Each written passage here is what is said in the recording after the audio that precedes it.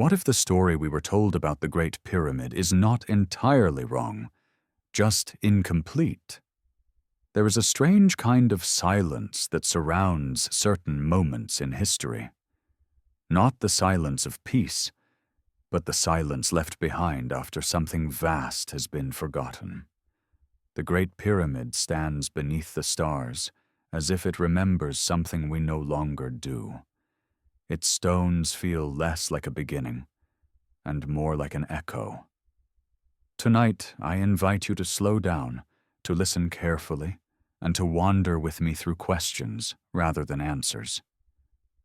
This is not a journey toward certainty, but toward wonder. So before you grow too comfortable, take a quiet moment to like the video and subscribe. But only if you truly enjoy what I'm creating here. And if you wish, share where you're listening from and your local time. Now, let us begin, together, here on Historic Sleep, where history doesn't shout, it whispers. The Great Pyramid rises from the Giza Plateau with a confidence that feels misplaced in time. It does not announce itself as an experiment, nor as a first attempt. Its geometry is calm, resolved, almost indifferent to human doubt. Every edge appears to know exactly where it belongs. That certainty is the first fracture in the official story. According to the accepted narrative, this structure emerged during Egypt's 4th dynasty, attributed to the reign of Khufu, assembled by a civilization still shaping its administrative systems, metallurgy, and large-scale logistics. Yet the finished monument presents none of the hesitations one would expect from a society attempting something unprecedented. There are no visible corrections, no architectural compromises, no abandoned alternatives nearby that reveal a learning curve. What stands at Giza looks less like a beginning and more like a culmination. The scale alone unsettles the timeline.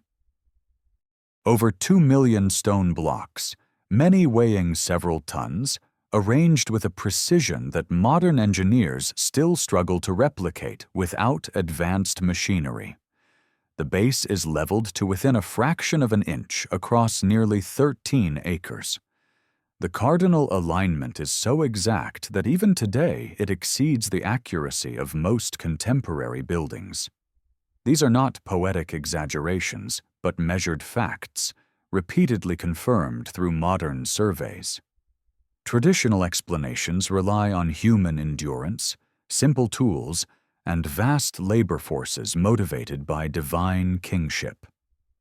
These explanations are not impossible, but they are thin. They lean heavily on assumptions while offering few surviving details. There are no construction manuals carved into temple walls.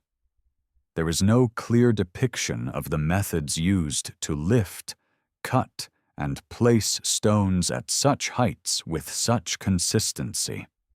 The absence of this information is often dismissed as normal historical loss, yet its total disappearance remains difficult to ignore. What complicates matters further is the abrupt appearance of architectural mastery. Earlier pyramids exist, but they show signs of trial and error. Bent angles, structural failures, collapsed casing stones. Then suddenly, the Great Pyramid appears, flawless in proportion, internally complex and externally refined. After it, pyramid construction gradually declines in quality and scale.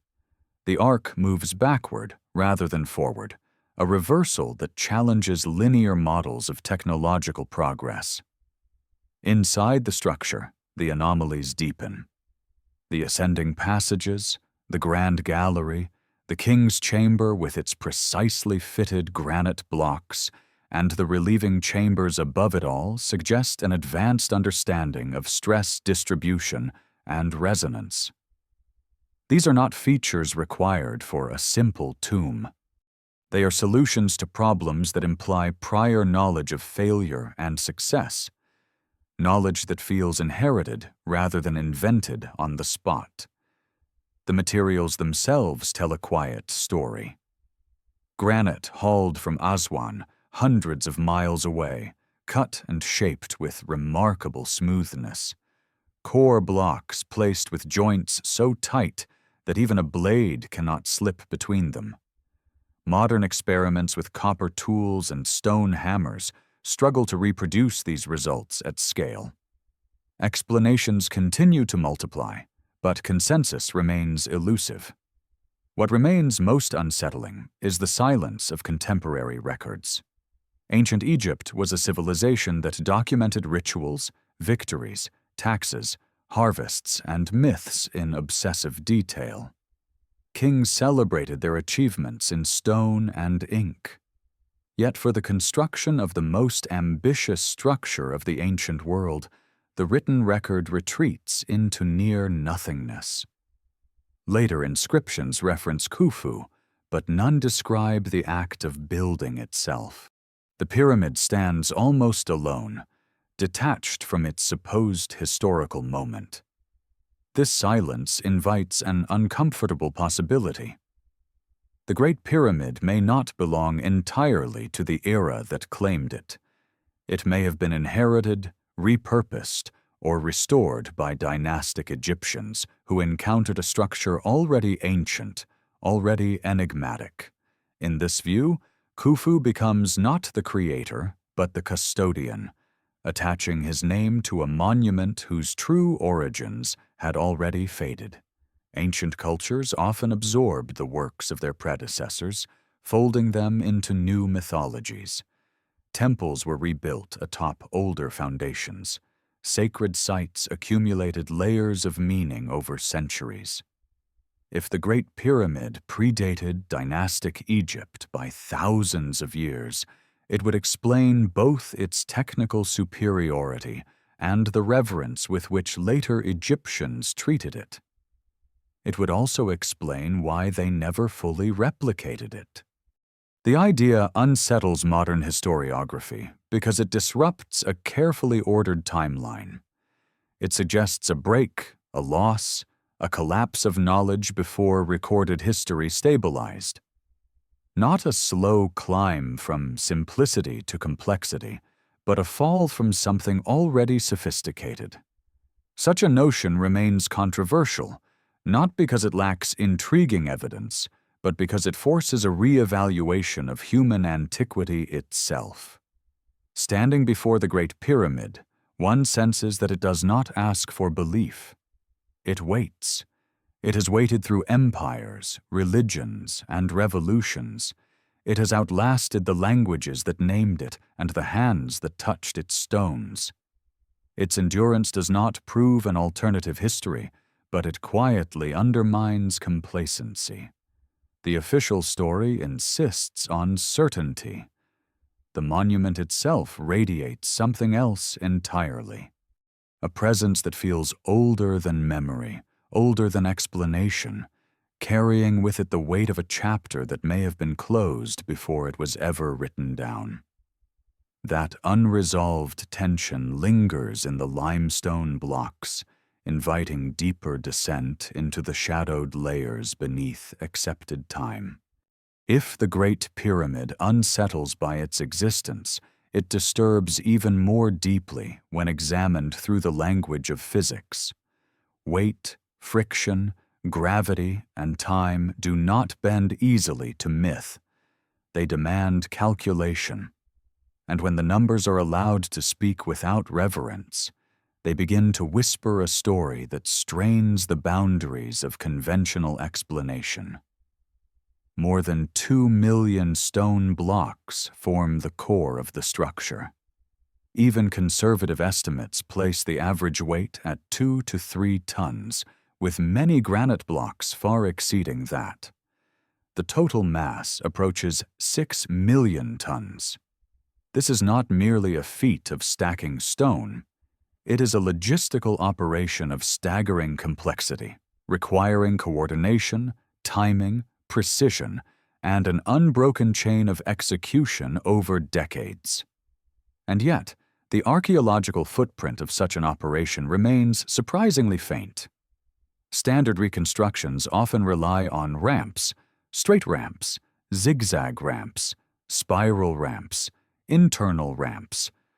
Each theory attempts to solve the same problem: how to raise massive blocks to increasing heights with limited technology.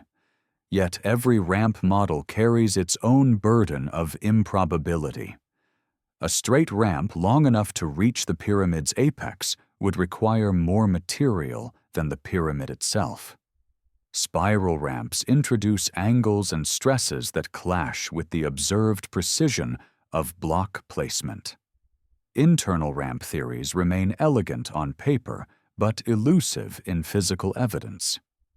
What is often overlooked is not merely whether ramps could have existed, but whether they could have functioned at the speed required. To complete the pyramid within the traditionally accepted time frame, calculations suggest that blocks would need to be quarried, transported, lifted, and set into place at a relentless pace, day after day, year after year, without significant interruption. This assumes near-perfect organization, minimal error, and a labor force operating with mechanical regularity. Yet human systems are rarely so clean. Weather shifts, tools break, leadership changes, supplies falter. Even modern construction projects, supported by advanced machinery and digital planning, struggle to maintain such consistency. The Great Pyramid shows no sign of these human fluctuations.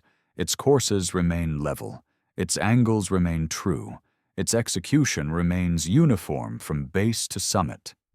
Transportation raises further questions. Limestone blocks were quarried locally, but granite came from Aswan, hundreds of miles to the south. Moving stones of such mass along the Nile, unloading them, dragging them across land, and lifting them into position would require infrastructure on a scale that should have left abundant traces. Temporary harbors, roadways, storage yards, lifting devices. Some remains exist, but none proportional to the task implied. The tools attributed to the builders complicate matters further. Copper chisels, stone hammers, wooden sledges. These implements are well documented, yet their limitations are equally well understood. Copper deforms quickly when working hard stone. Granite resists fracture in ways that frustrate even modern drill bits. Experimental archaeology has demonstrated that cutting granite with copper tools is possible, but only slowly, inconsistently, and with significant wear. Scaling these experiments up to millions of precision-cut blocks stretches plausibility thin. Then there is the matter of fit. The core masonry is impressive, but the casing stones, now mostly gone, were astonishing.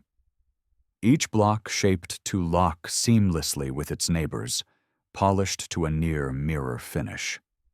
The joints were so precise that thermal expansion alone would threaten to crack them, if not carefully accounted for. Such precision implies not only skill, but measurement standards of remarkable reliability.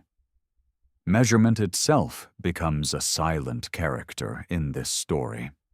The pyramid's dimensions encode ratios that resonate with geodesy, astronomy, and geometry. Whether intentional or coincidental remains debated, but the accuracy is undeniable. Achieving this consistency requires standardized units, repeatable methods, and error correction protocols. These are hallmarks of mature engineering cultures, not civilizations improvising at the edge of possibility. Labor is often invoked as the final answer. Tens of thousands of workers driven by belief, obligation, or survival. Recent scholarship rightly rejects the myth of slave labor, favoring skilled, organized teams supported by state resources. Even so, the problem does not dissolve.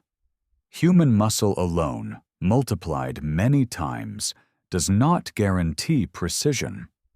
It does not explain the absence of large-scale mistakes. It does not account for the structural foresight embedded within the design. Perhaps most revealing is the lack of transitional technology. There are no surviving prototypes, no intermediate machines bridging simple tools and monumental results, no clear evidence of large lifting mechanisms capable of handling multi-ton blocks with fine control. The engineering leap appears sudden and complete, as though the builders already knew exactly what would work before the first stone was set. This pattern suggests inheritance rather than invention, knowledge applied confidently rather than discovered through failure. Techniques refined elsewhere, in another time, now deployed at Giza with deliberate calm. The pyramid does not feel like a bold gamble. It feels like a memory made solid. As dynastic Egypt progressed, this level of execution was never matched again. Later, pyramids shrink. Their stone quality declines. Their internal complexity simplifies. This regression stands in quiet defiance of the assumption that technology always moves forward. Something was lost, not gained, after the Great Pyramid was completed. What remains is not proof, but pressure. Pressure applied by weight, by numbers, by physical limits that refuse to be negotiated by narrative alone.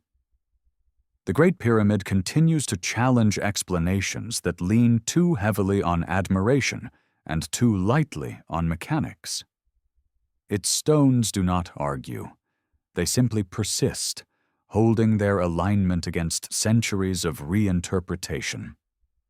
The deeper one descends into the practical realities of its construction, the harder it becomes to view the monument as the product of trial, error, and improvisation.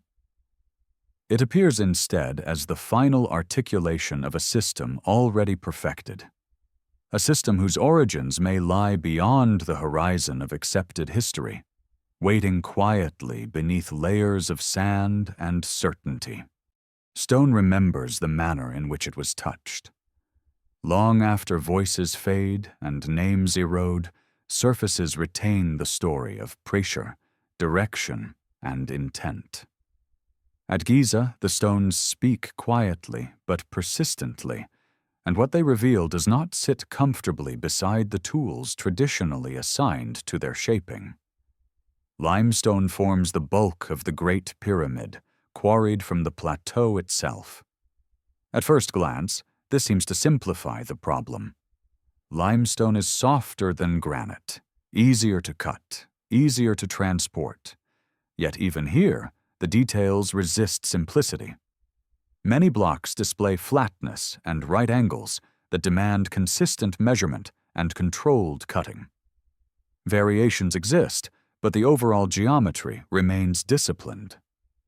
Courses remain level across immense distances, suggesting not only skill, but a reliable reference system applied repeatedly without drift. Granite deepens the mystery.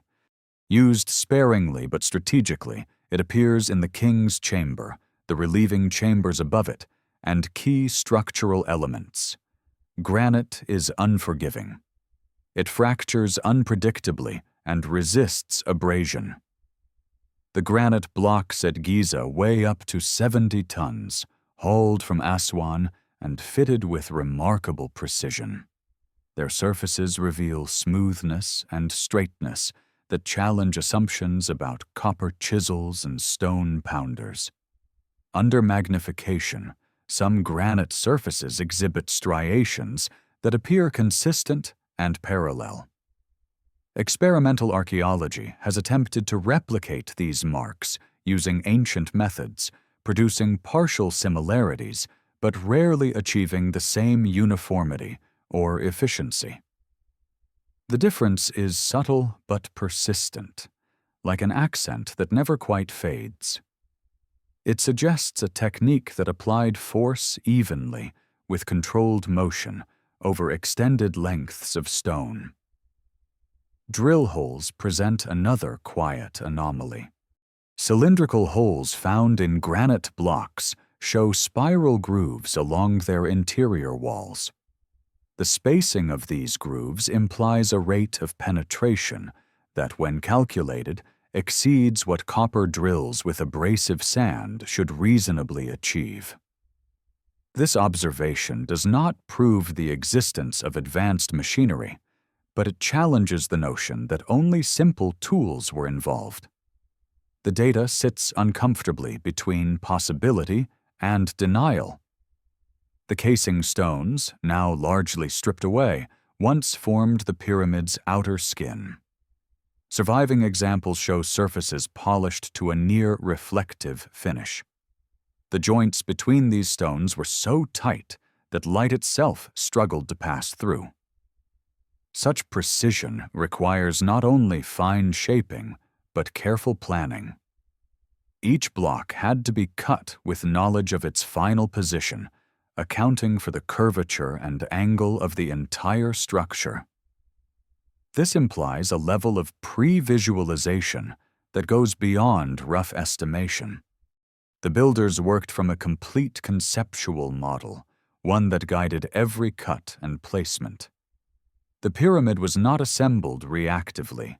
It unfolded according to a plan already complete in the mind before the first stone was set. Quarry marks add another layer. In some ancient quarries, stone appears removed in ways that suggest deliberate separation rather than brute fracture. Straight channels cut into bedrock, consistent depths, and smooth walls hint at methods designed to guide stress along predictable paths. These techniques reflect understanding of material behavior, not merely force applied until something breaks. Modern stoneworkers recognize these principles intuitively, but they are rarely attributed to early civilizations without hesitation. Yet the evidence remains embedded in the rock. The stone does not exaggerate. It simply preserves. There is also the matter of waste. Large-scale stone cutting generates debris, chips, fragments, broken blocks. At Giza, waste exists, but not in quantities one might expect from a project of this magnitude using inefficient methods. This absence suggests efficiency, control, and a reduction of error. It implies a process refined enough to minimize loss. The idea of lost technology often provokes resistance, conjuring images of anachronism and fantasy. Yet, technology does not always mean machines of metal and electricity. It can mean methods, processes, and knowledge systems that do not survive well archaeologically.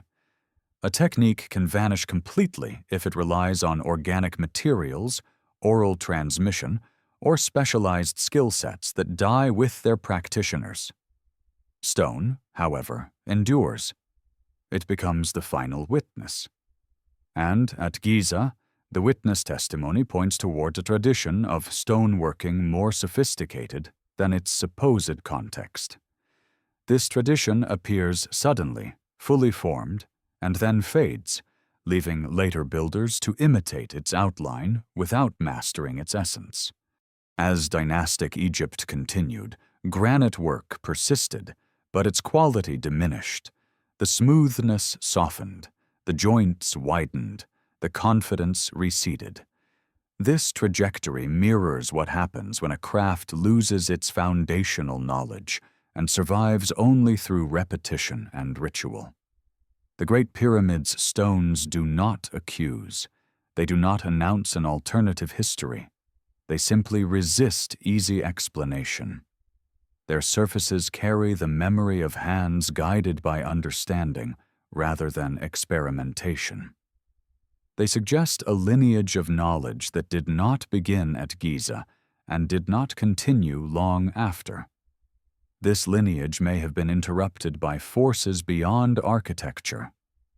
environmental shifts, social collapse, or the slow erosion of memory itself. Whatever the cause, the stones remain as artifacts of that interruption. They stand between eras, neither fully belonging to the world that claims them nor entirely divorced from it. To read the pyramid only as a monument is to miss its quieter function. It is also an archive, written in limestone and granite, preserving a grammar of technique that no longer has a spoken language. Each cut, each joint, each polished face is a syllable from a sentence whose beginning has been lost. And as with any fragmentary text, interpretation depends not on certainty, but on patience. The stone does not rush. It waits for those willing to listen without forcing it to say what feels convenient. In that waiting, another layer of the pyramid's story begins to surface, heavy with implication and unresolved depth. Civilizations usually leave trails of themselves, not just monuments, but instructions, boasts, complaints, inventories, rituals rendered into text. Ancient Egypt was especially meticulous in this regard.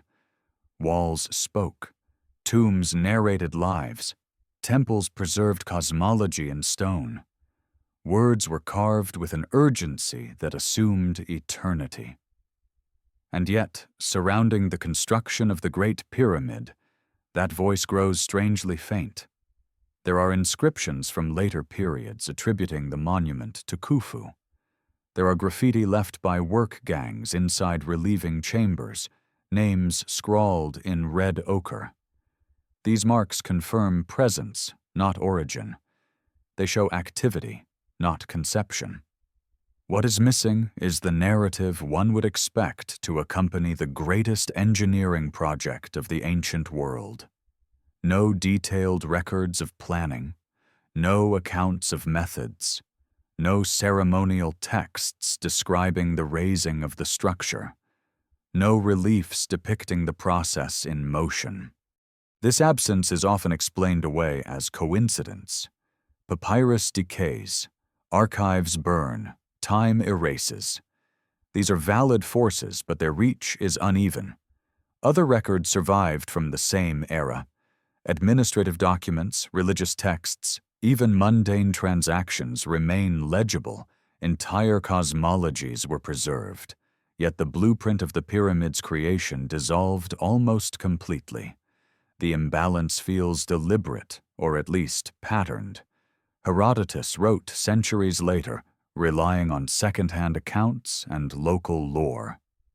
His descriptions are vivid but inconsistent, filtered through translation and time. They offer atmosphere, not engineering. Other classical writers echo fragments, none of them contemporaries. The original voices of the builders remain absent, as if they never spoke in a language meant to last.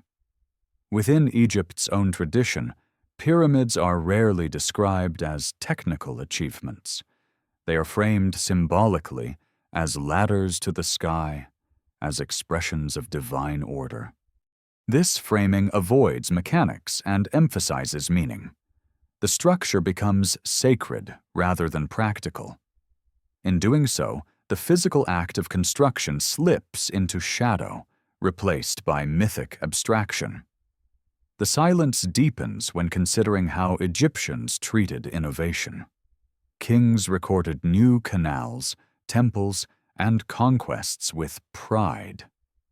Architectural breakthroughs were celebrated, deviations from tradition were noted and explained. If the Great Pyramid represented the pinnacle of native ingenuity, it would have been immortalized in text as thoroughly as in stone.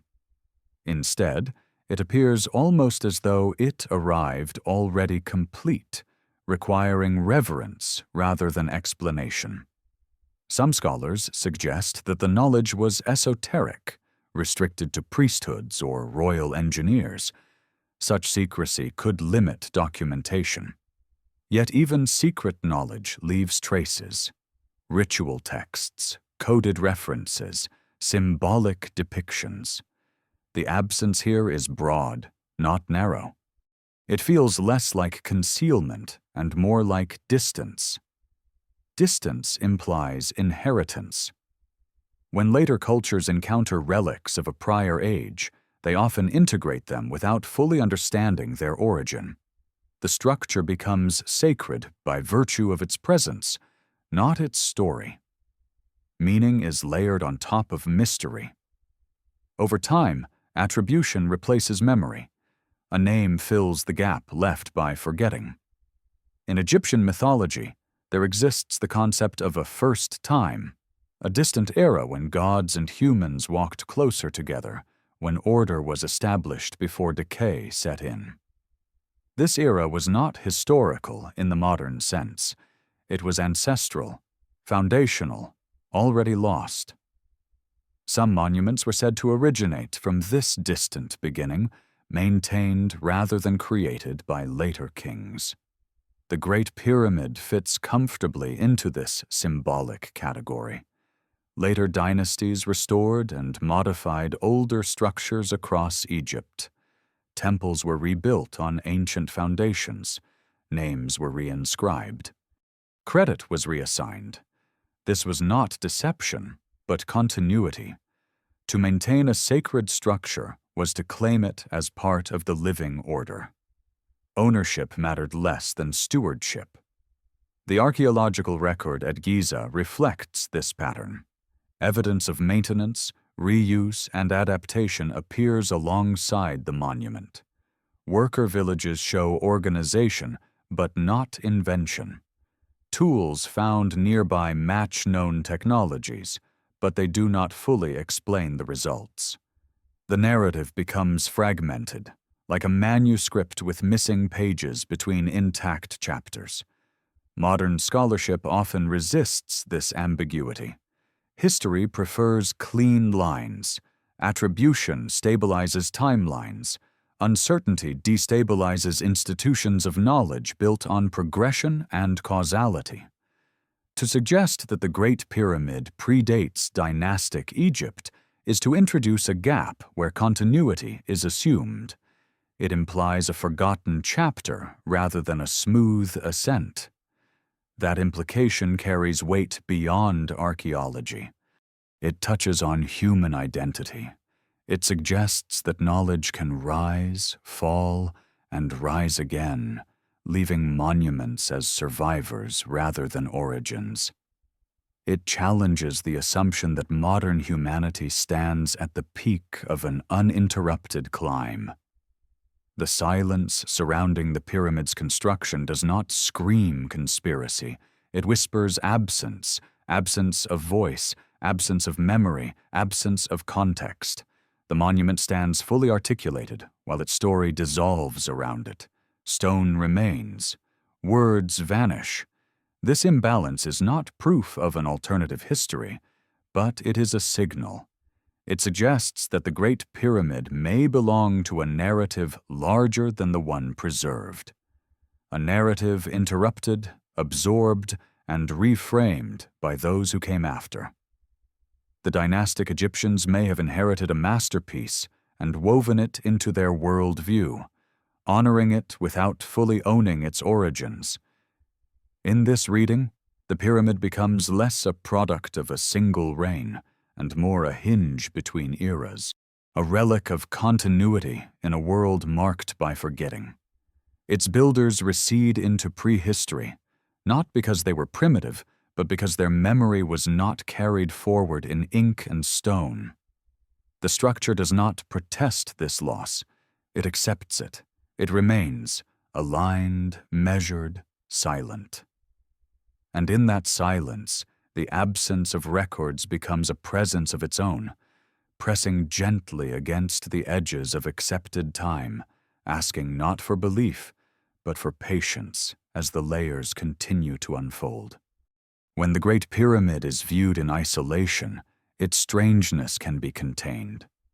It becomes an anomaly, a singular miracle explained through exceptional effort or cultural uniqueness. But when it is placed within a wider landscape of ancient stone, its silence begins to resonate with distant echoes. Across the world, scattered like fragments of a forgotten sentence, stand other structures that seem to speak the same architectural language, despite vast distances and cultural divides. In southeastern Anatolia, Göbekli Tepe rises from the earth as a challenge to linear history. Massive stone pillars, carved with reliefs of animals and abstract symbols, arranged in deliberate enclosures. Radiocarbon dating places its construction more than 11,000 years ago, long before agriculture was thought to be widespread. Its builders were not supposed to exist. Yet the stones stand, heavy and precise, arranged with intention rather than improvisation. Göbekli Tepe lacks evidence of permanent settlement. No farms, no villages, no signs of the societal complexity traditionally required for monumental construction. And yet, the labor invested there rivals later civilizations. The site was deliberately buried, preserved rather than abandoned, as though sealed for reasons no longer remembered. Its presence fractures assumptions about the relationship between civilization, surplus, and architecture. Far to the west, in the Bekaa Valley, the ruins of Baalbek rest upon a foundation that dwarfs what was later built upon it. The trilithon stones weigh hundreds of tons each, fitted with uncanny precision. Roman builders expanded the site, adding temples and columns, but even they appeared to inherit rather than originate the massive platform beneath. Classical writers admired it, but did not explain it. The foundation stood as a given, older than the empire that claimed it. In the Andes, Puma Punku presents stone blocks cut with angles and interlocking forms that feel almost industrial. Andesite, a hard volcanic stone shaped into repeating geometries with precision that suggests standardized measurement. The site resists chronological certainty. Local traditions speak of great antiquity, of construction before known kingdoms. Like Giza, it appears complete, then abandoned, then mythologized. These sites share no common language, no shared pantheon, no obvious cultural exchange. And yet, their stones carry familiar signatures. Emphasis on megalithic scale, precision fit, geometric clarity, an absence of gradual development in the archaeological record leading up to their construction. They appear abruptly, fully formed, then fade, leaving later cultures to replicate their forms with diminishing success. This pattern unsettles the assumption that monumentality emerged independently and sequentially across the globe. It suggests instead a shared inheritance of knowledge, or at least a common response to conditions that no longer exist. The monuments do not feel like inventions. They feel like recollections, shaped by hands that already understood the outcome. In each case, later civilizations attached meaning to these structures. They became temples, ceremonial centers, places of power. Their original function blurred into symbolism. Builders who came after respected the stone, but did not fully replicate the methods. Scale decreased, precision softened, ornament replaced engineering. This decline does not imply regression of intelligence, but loss of technique. Knowledge can vanish without catastrophe. It can dissolve through neglect, migration, or cultural transformation. When oral traditions break and skilled lineages end, techniques die silently. What remains is imitation, without comprehension. The Great Pyramid fits seamlessly into this global pattern. It stands as Egypt's megalithic inheritance, a relic from a deeper past absorbed into dynastic religion. Its uniqueness within Egypt mirrors the uniqueness of Göbekli Tepe in Anatolia or Pumapunku in the Andes. Each appears as an outlier relative to its surrounding culture, not as a culmination of local tradition. Geography separates these sites, but time may unite them. Many align with periods of climatic upheaval at the end of the last ice age. Rising seas, shifting ecosystems, and disrupted human networks would have erased coastal settlements and fractured long-distance knowledge exchange. Survivors would carry fragments forward, embedding them in new mythologies. This possibility reframes ancient history as cyclical rather than linear. Civilizations rise, not always from ignorance, but from remnants. They inherit landscapes shaped by predecessors whose names dissolve, but whose stones endure. In such a world, progress is uneven, and memory is fragile. The resistance to this framing often stems from its implications. It challenges the narrative of human exceptionalism tied to recent history. It suggests that modernity may not be unique in its complexity, only in its continuity. Earlier cultures may have achieved sophistication in ways not easily recognized by technological artifacts that fail to survive deep time. Stone survives. Wood, fiber, and knowledge often do not. What remains is a biased archive, favoring the heaviest and most durable expressions of human intent. When these expressions appear disconnected from their supposed context, they hint at missing chapters rather than impossibilities. The Great Pyramid, when placed among these global counterparts, no longer feels alone. It becomes part of a scattered constellation of stone, marking points where memory surfaced briefly before sinking again. Each site challenges chronology not through myth, but through presence. Together they suggest that the ancient world was not a blank canvas slowly filled, but a palimpsest, written over many times. The deepest inscriptions lie beneath the visible text, faint but persistent. To read them requires patience and a willingness to accept that history may have been reset more than once. The pyramid remains at Giza, unmoving, its shape mirrored faintly in distant hills of Anatolia and the high plains of South America.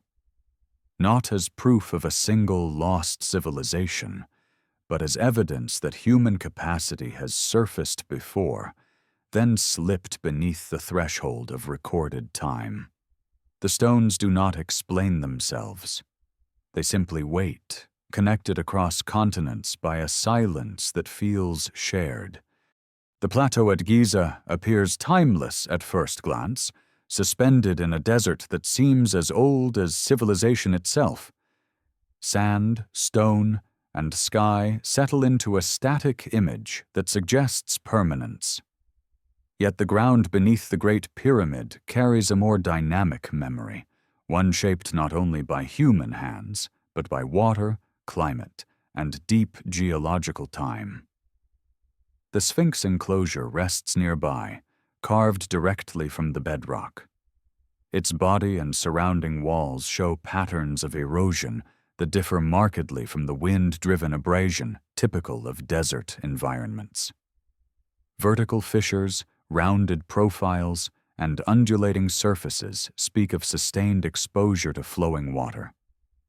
This observation has been documented, debated, and contested, not because the features are invisible, but because their implications are disruptive. Water erosion of this nature implies rainfall far heavier and more persistent than what the region has experienced for thousands of years. The Sahara has not always been arid. Paleoclimatic evidence confirms that North Africa underwent cycles of greening and drying. During certain periods at the end of the last ice age, the region supported lakes, rivers, and savanna-like conditions. These phases ended long before dynastic Egypt emerged. If the Sphinx enclosure experienced significant water erosion, then its carving must predate the desert climate that followed. Since the Sphinx is integrated into the broader Giza complex, this raises uncomfortable questions about the age of the entire site. The Great Pyramid may not be an isolated structure, but part of a landscape shaped under different environmental conditions. Critics argue that the erosion can be explained by salt exfoliation or localized weathering. These explanations address surface damage, but struggle to account for the depth and consistency of the erosion patterns. Water leaves a signature distinct from wind, and that signature persists in the rock. Geology, unlike narrative, does not adjust easily to consensus. Beneath the pyramid itself, bedrock leveling reveals additional clues. The base was carved with extraordinary precision, compensating for uneven natural stone. This process required not only surveying skill, but a long-term stability of the landscape. The builders worked with an understanding of the ground that suggests familiarity rather than experimentation. The limestone used in construction also carries isotopic signatures that reflect ancient environmental conditions. While not definitive in dating construction, these markers situate the material within broader geological timelines that extend beyond dynastic chronologies. Stone is older than its shaping, but the context of its use still matters.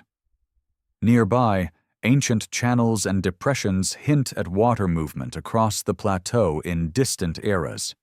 Some features align with known paleolakes and drainage systems identified through satellite imagery and sediment analysis. These systems disappeared as the climate shifted, leaving only subtle scars in the landscape. If Giza was once part of a wetter environment, then its selection as a monumental site gains new meaning. Water supports life, transport, and settlement. A green Giza would have been a nexus rather than an outpost. Its monuments would rise from a living landscape, not a symbolic desert. This reframing challenges the image of pyramid builders hauling stone across barren sands. It replaces it with a scene of riverside activity, boats, vegetation, and seasonal rhythms. The monument becomes anchored in a world that no longer exists, its original context erased by climate change rather than human neglect. Geological time does not conform to dynastic timelines. It moves in pulses, compressing and expanding periods in ways that disrupt neat historical boxes. When monuments intersect with geological evidence, they inherit that complexity. The Great Pyramid stands at such an intersection where stone architecture meets climate memory. Resistance to geological reinterpretation often arises from disciplinary boundaries. Archaeology and geology operate on different scales, speak different languages. Yet the ground does not recognize these divisions. It records events impartially, layering evidence without regard for academic comfort. The notion that a monumental complex could predate recorded civilization introduces a sense of vertigo. It suggests that human history may be punctuated by eras of achievement followed by erasure, not gradual decline, but abrupt environmental shifts capable of dissolving networks, languages, and traditions. At the end of the last ice age, global climates destabilized. Melting ice sheets raised sea levels dramatically, flooding coastlines where early human populations likely concentrated. Inland regions transformed as rainfall patterns shifted. Such changes would fragment societies, scattering survivors into new ecological niches. In this context, Giza may represent a remnant of a world that straddled these transitions. A structure conceived in stability, preserved through collapse. Its builders may have witnessed environmental change firsthand, embedding durability into their work as a hedge against uncertainty. The desert that now frames the pyramid acts as both protector and eraser. It preserved the structure by isolating it, while simultaneously removing traces of the world that birthed it. What remains is a monument divorced from its climate, standing as an orphaned artifact. Geology does not tell stories, but it sets constraints. When those constraints widen, history must adapt. The watermarked stone at Giza widens the frame through which the Great Pyramid must be viewed. It invites a deeper temporal horizon, one that stretches beyond kings and dynasties into the shifting rhythms of Earth itself. Within that horizon, the pyramid becomes less an achievement of a single era and more a survivor of many. Its stones absorb heat, wind, and time, carrying within them the memory of rain that no longer falls. That memory does not demand belief. It simply persists, like the monument itself, waiting for its place within a larger, unfinished story. Above the Great Pyramid, the sky unfolds with the same quiet authority as the stone below. Long before instruments measured it, the heavens were observed, remembered, and encoded. At Giza, architecture and astronomy appear intertwined, not as decoration, but as structure. The alignment is not ornamental. It is foundational. The pyramid's sides face true north, south, east, and west with extraordinary accuracy. The margin of error is smaller than many modern buildings achieve using satellites and digital surveying tools. This alignment is not approximate. It is deliberate. Achieving it requires precise observation of celestial motion over extended periods. The builders needed a stable reference point in the sky and a method to translate that reference onto the ground repeatedly, without drift. In the era attributed to the pyramid's construction, the North Star, as known today, did not exist. The axis of Earth's rotation shifts slowly through precession, completing a full cycle roughly every 26,000 years. During different epochs, different stars mark the celestial pole. Identifying true north at any given time requires knowledge of this motion and careful observation of star pairs rotating around the pole. The methods proposed by scholars involve tracking circumpolar stars as they cross the meridian, using plumb lines or sighting rods. These techniques are plausible, yet the precision achieved at Giza suggests extensive familiarity, not experimentation. The builders did not merely find north, they fixed it in stone with confidence. Beyond orientation, the layout of the Giza Plateau introduces deeper astronomical resonance. The relative positions of the three main pyramids mirror, with notable correspondence, the pattern of three stars in the constellation Orion's belt. This correlation has been mapped, debated, refined, and challenged, yet its persistence remains striking. The alignment is not exact, but neither is it random. The deviation itself follows a pattern consistent with observational perspective rather than cartographic abstraction. In ancient Egyptian belief, Orion was associated with Osiris, a figure tied to death, resurrection, and cosmic order. The soul of the king was said to ascend to the stars, joining the imperishable ones that never set. The pyramid, in this symbolic language, becomes a mechanism of transition rather than a container of remains. The internal architecture echoes this celestial orientation. Narrow shafts extend from the king's and queen's chambers, angled toward specific regions of the sky. Some align with Orion, others with stars associated with the northern circumpolar region. These shafts are too small for passage and serve no structural necessity. Their purpose appears symbolic, directional, or observational. This integration of sky and stone suggests a worldview in which architecture functioned as a bridge between Earth and cosmos. The monument becomes a map, not of territory, but of time. It anchors celestial cycles into the landscape, fixing ephemeral motions into permanence. Such integration demands more than casual stargazing. It implies a tradition of astronomical observation spanning generations. Patterns of precession unfold too slowly to be grasped within a single lifetime. Recognizing them requires inherited records, long-term continuity, and conceptual frameworks capable of abstracting time beyond human scale. This is where the narrative strains.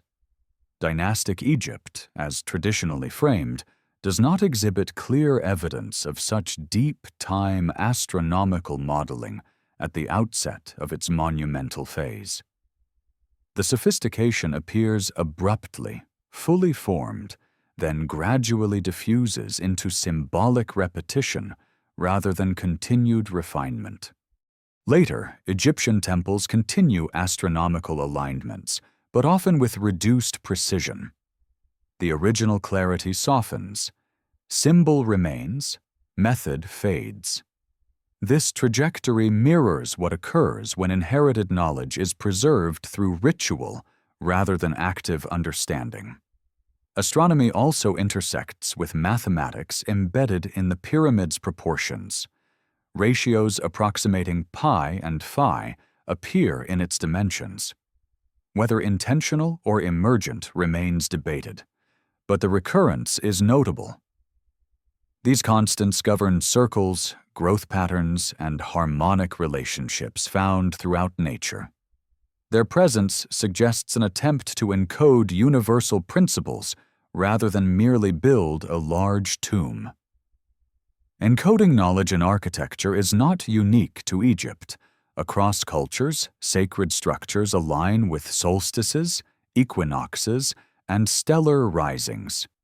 What distinguishes the Great Pyramid is the scale and precision with which this alignment is executed, and the absence of explanatory texts describing the reasoning behind it.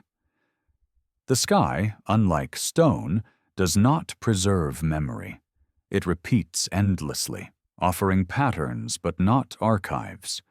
To fix those patterns requires intentional acts of recording. Stone becomes the medium through which sky knowledge survives time. The Great Pyramid, in this sense, operates as a fossil of astronomical understanding. If such understanding predates dynastic Egypt, then the pyramid becomes a vessel for much older sky lore. Knowledge passed forward not through books, but through form. Shape replaces script, alignment replaces explanation, meaning becomes embodied rather than described. This method of transmission is resilient but opaque. Later cultures can inherit the structure without inheriting the full knowledge embedded within it. The monument remains functional as symbol, even as its original informational content becomes partially unreadable. The sky over Giza has shifted since the pyramid's construction. Stars have moved. Alignments have drifted.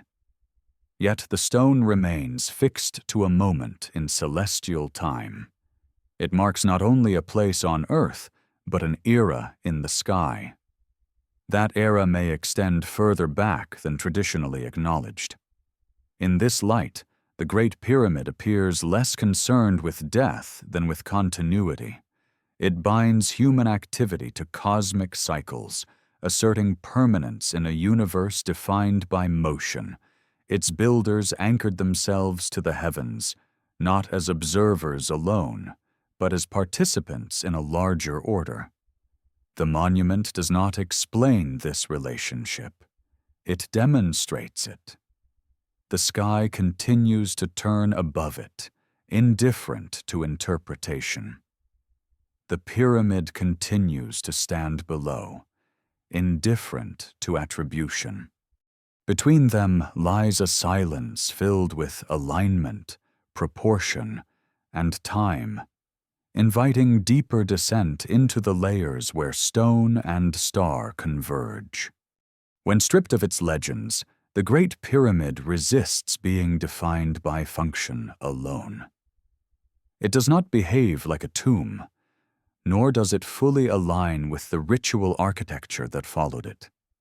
Its internal spaces feel purposeful, yet restrained, as though designed for processes rather than occupancy. Meaning seems embedded in form rather than inscription. Unlike later pyramids, the Great Pyramid contains no elaborate hieroglyphic texts within its chambers. There are no carved prayers, no liturgical scenes, no narrative reliefs guiding the soul through the afterlife. The walls remain largely bare. This absence is striking in a culture that saturated sacred spaces with symbolic language. Silence here appears intentional rather than accidental. The internal layout is highly unusual. The descending passage leads into the bedrock, unfinished, almost abandoned. The ascending passage redirects movement upward, narrowing and then opening into the grand gallery, a space that feels less like a corridor and more like a controlled channel. Its steep angle, corbelled walls, and precise symmetry create a sense of compression and release. The grand gallery's design suggests more than structural necessity. The grooves along its walls, the precise dimensions, and the acoustics produced within the space hint at functional considerations beyond movement. Sound behaves differently there, resonating and amplifying in ways that are difficult to ignore. This has led some researchers to explore the pyramid's acoustic properties, not as curiosities, but as potential design elements. Acoustic studies have shown that certain chambers resonate at specific frequencies. These resonances can be excited by human voice, environmental vibration, or even seismic activity. While such effects could be incidental, their consistency invites deeper consideration. Architecture can shape experience, and experience can shape ritual or process. The King's Chamber presents another anomaly. Built entirely of granite, its walls absorb and reflect sound differently than limestone. Above it, a series of relieving chambers distribute weight, but they also create layered cavities that interact with vibration. The choice of materials and arrangement suggests an awareness of how energy moves through stone. Granite contains quartz, a mineral known for its piezoelectric properties. Under pressure, quartz generates electric charge. While there is no evidence that ancient builders exploited this property in a technological sense, the presence of quartz-rich granite in structurally stressed positions invites speculation about experiential or symbolic significance. Ancient cultures often perceived qualities in materials that modern science later quantified.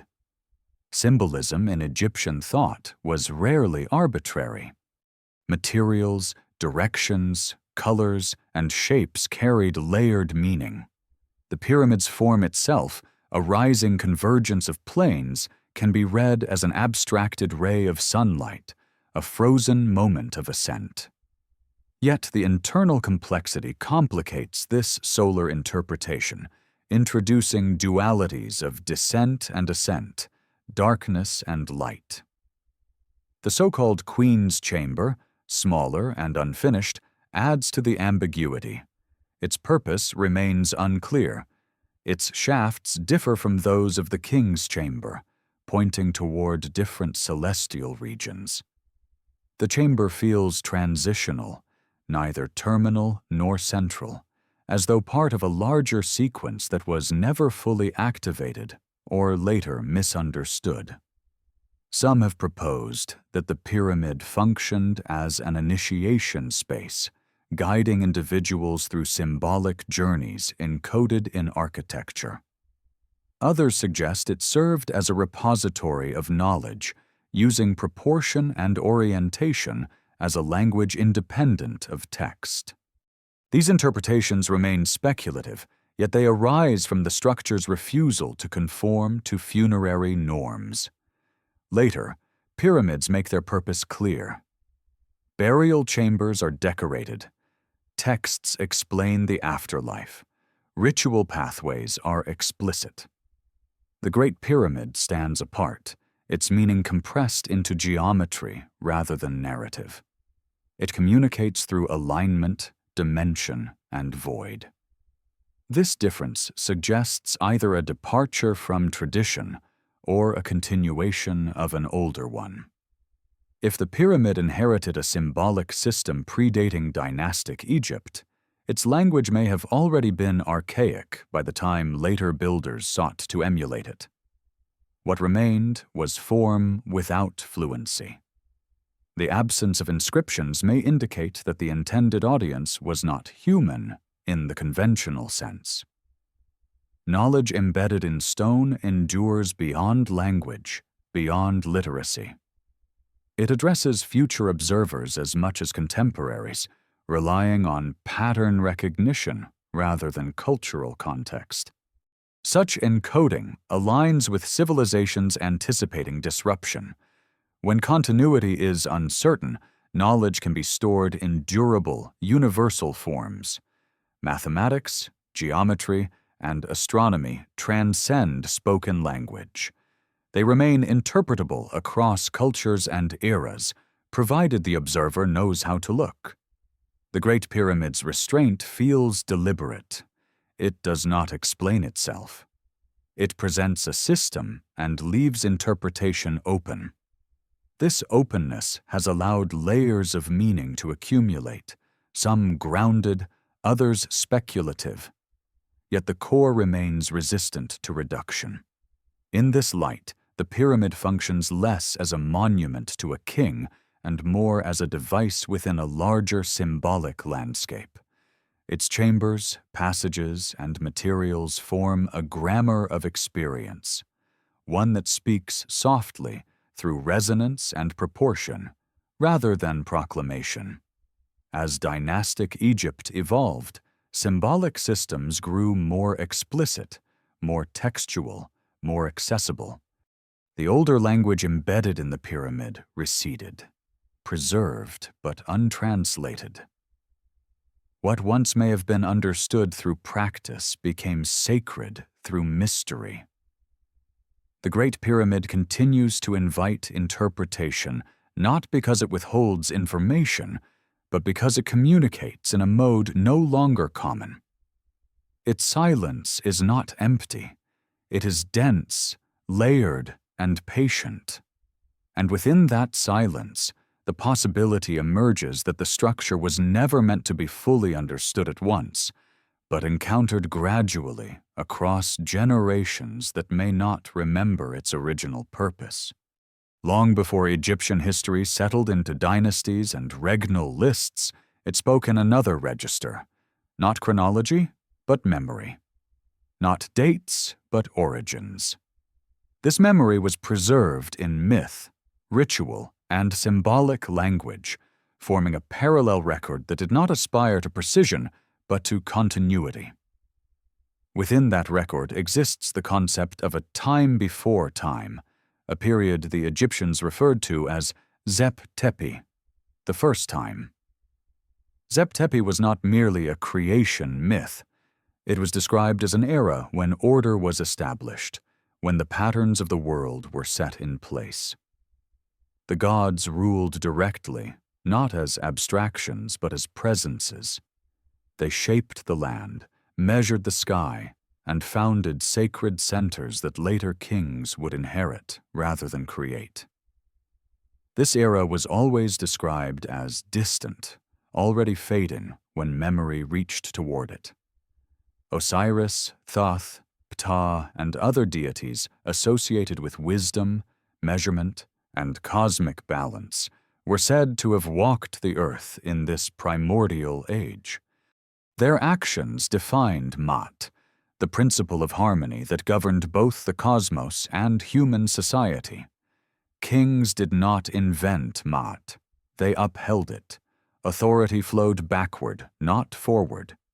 In temple inscriptions, rulers often described themselves as restorers of ancient order. They claimed to rebuild temples according to designs laid down in Zep Tepi. Foundations were said to follow measurements recorded by the gods themselves.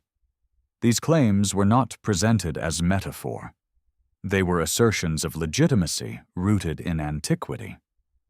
The Great Pyramid fits naturally within this mythic framework. It appears not as an innovation, but as a relic of foundational order. Later Egyptians revered it without explaining it, integrating it into their cosmology as something already complete, already sacred. Its presence required no justification beyond its endurance. The gods associated with Zep Tepi were not distant creators in the modern sense. They were teachers, lawgivers, architects. Thoth measured the heavens. Ptah conceived the world through thought and word. These narratives emphasize knowledge transmission rather than divine magic. They portray a world shaped through understanding rather than chaos subdued by force. This framing aligns with the pyramid's character. Its geometry reflects order. Its alignment reflects measurement. Its silence reflects restraint. It feels less like an offering to the gods and more like a product of the same intelligence attributed to them. Some Egyptologists interpret these myths as symbolic reflections of early dynastic consolidation. Others view them as political tools, projecting legitimacy backward. Both interpretations carry weight.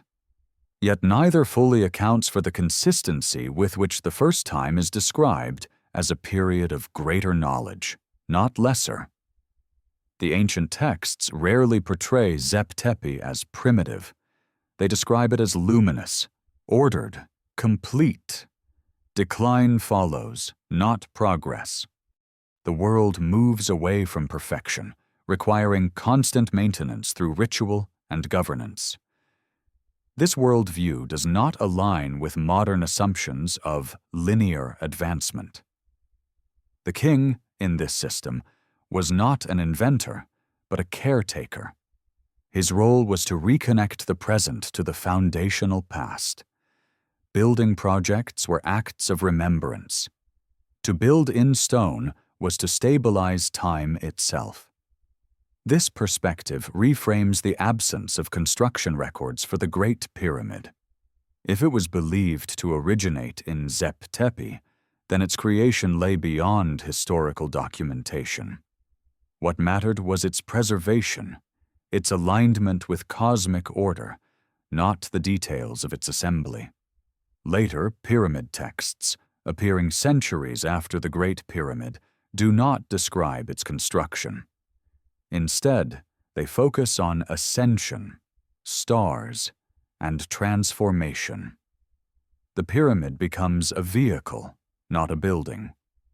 Its form is assumed, its origin irrelevant. The figure of Osiris, associated with death and rebirth, offers further resonance.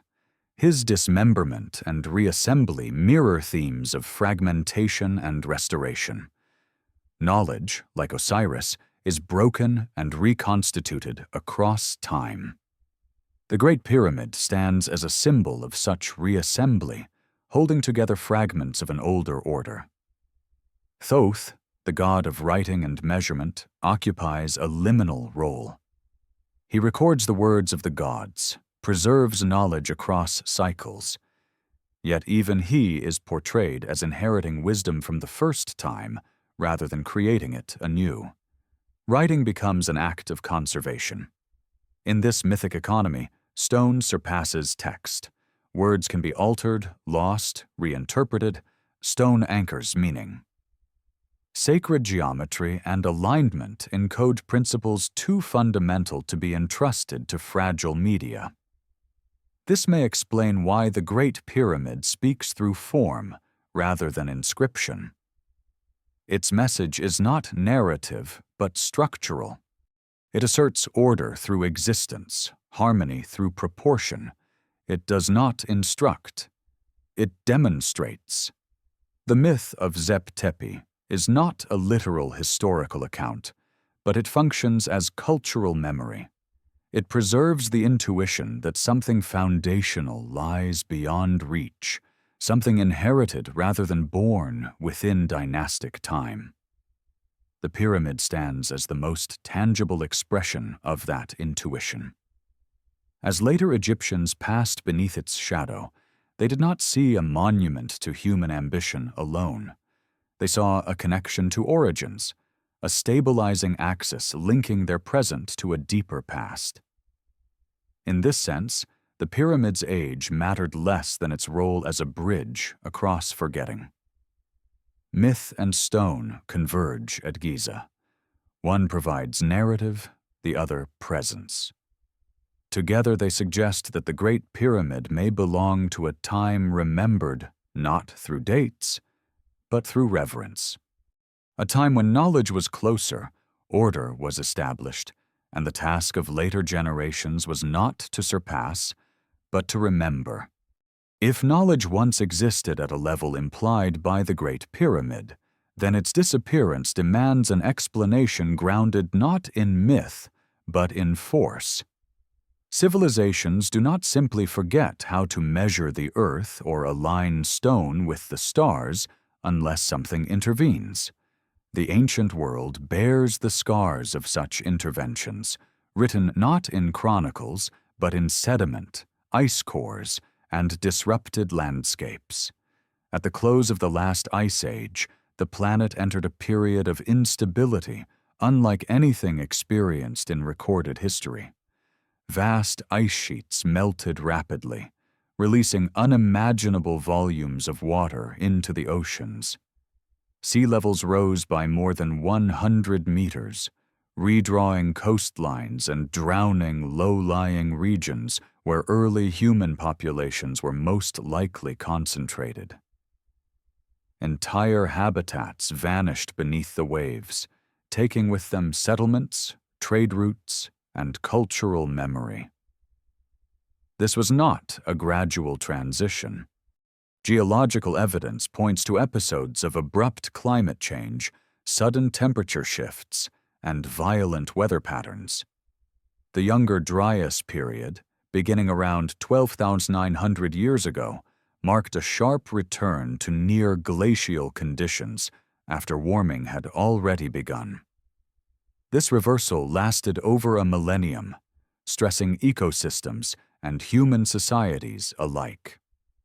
Ice core data from Greenland reveals spikes in atmospheric dust and chemical anomalies during this time, consistent with widespread fires and environmental disruption. Some researchers have proposed that these signals align with extraterrestrial impacts or airbursts, events capable of igniting continental-scale devastation. While such hypotheses remain debated, the evidence for rapid and severe change is well established. Flood myths appear across cultures separated by oceans and millennia. From Mesopotamia to South Asia, from the Americas to the Pacific, stories speak of waters rising, worlds ending, and knowledge being preserved by a few survivors. These myths vary in detail but converge in structure. They describe loss followed by rebuilding, continuity carried by memory rather than infrastructure. In such a world, advanced knowledge becomes fragile. Technologies dependent on specialized skills, coordinated labor, and stable environments cannot survive unchecked disruption. When populations scatter, expertise fragments. When resources vanish, priorities shift toward survival. Knowledge not immediately useful fades quickly, no matter how profound it once was. Stone monuments offer a different kind of resilience. They do not require maintenance to endure initial catastrophe. They stand while cities wash away. They remain while coastlines retreat. The Great Pyramid, situated inland and elevated, would have survived floods that erased coastal centers. It would have watched civilizations dissolve around it, unchanged yet increasingly misunderstood. If a culture capable of such construction existed before the end of the Ice Age, its coastal hubs would now lie submerged. Archaeology struggles to access these drowned landscapes. The absence of evidence on land does not equate to absence of activity. It reflects the bias of preservation. Survivors of catastrophe do not rebuild complexity immediately. They adapt, simplify, and reinterpret. Knowledge becomes myth. Precision becomes symbolism. What was once understood through practice becomes revered through story. Over generations, memory compresses, shedding detail while retaining reverence. In this context, the Great Pyramid transforms from functional artifact to sacred relic. Later cultures encounter it as something complete but opaque. They attribute it to gods or ancestors, not because they are naive, but because its origin lies beyond their lived experience. Attribution fills the gap left by loss. Climate change also reshapes belief systems. When stability collapses, cosmology shifts toward preservation of order. Ritual becomes a way to stabilize a world perceived as fragile. Monuments once aligned with knowledge become anchors for meaning. The emphasis moves from how to why. Egypt's focus on Maat reflects this shift. Order becomes something to be maintained against ever-present chaos. Kings uphold balance rather than explore innovation. The past is idealized, the future approached with caution. In such a worldview, rebuilding what was lost takes precedence over surpassing it. The Great Pyramid's endurance would reinforce this orientation. Its survival through environmental upheaval grants it authority. It becomes proof that the ancients, or the gods, knew how to build against time itself. Emulation replaces experimentation. This pattern appears globally. After periods of collapse, societies often revere ruins of earlier complexity. Stone circles, megaliths, and ancient foundations become sites of pilgrimage. Their builders fade into legend. Their techniques are guessed at, ritualized, but rarely rediscovered in full. Catastrophe does not erase humanity. It reshapes it. It trims complexity, selects for adaptability, and compresses memory. What survives is what can be carried by small groups, stories, symbols, fragments of practice. Monumental engineering does not travel easily through such filters. The Great Pyramid stands at the intersection of survival and loss. It embodies a level of understanding that endured physically, but not culturally. Its presence suggests continuity of stone without continuity of method. It becomes a mute witness to a world undone by forces larger than politics or war. Within this framework, the absence of an advanced precursor civilization in historical records becomes less troubling. Records require stability. Stability was precisely what the end of the Ice Age disrupted. What followed was not ignorance, but recovery. The pyramid does not testify to hubris. it testifies to preparation. Its builders may have understood impermanence more clearly than those who followed. They built not for an uninterrupted future, but for endurance through disruption. Their success is measured not by legacy of technique, but by survival of form. As climate memory resurfaces through modern science, the ancient world begins to appear less static, more volatile. The Great Pyramid becomes a marker within that volatility, not an anomaly, but a survivor. Its age stretches not because history is wrong, but because time itself was less forgiving than our timelines allow. The monument remains, framed by desert that once was green, beneath a sky that once looked different. Around it, civilizations rose, adapted, and forgot. Within it, proportions and alignments persist, carrying forward a message shaped by catastrophe rather than erased by it. After collapse, continuity does not announce itself loudly.